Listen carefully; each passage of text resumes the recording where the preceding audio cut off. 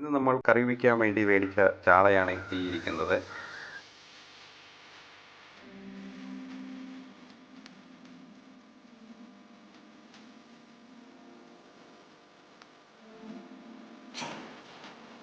പച്ചമുളക്, കറിവേപ്പില, തേങ്ങ ചിരുവിയത്, മല്ലിപ്പൊടി, മഞ്ഞപ്പൊടി, കുരുമുളക്, ഉലുവ, മുളക് പൊടി, ആവശ്യത്തിന് പുളി.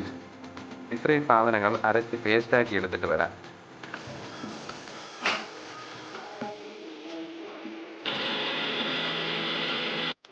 കഴുകി വെച്ച മീനിലേക്ക് ചേർക്കാം.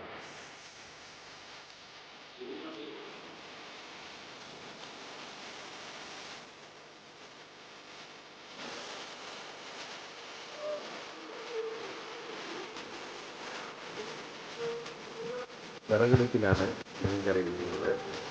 ഈ വിറകടുപ്പിൽ വെക്കുന്ന മീൻകറിക്ക് പഴയ കാലത്ത് കഴിക്കുന്ന ഒരു ടേസ്റ്റ് ഉണ്ടാവും.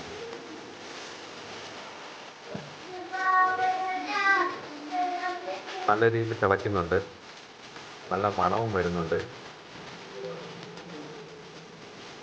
മീൻകറിയിൽ ഉപ്പുണ്ടാകും, നമുക്ക് നോക്കാം. നമ്മൾ തണുപ്പിച്ച്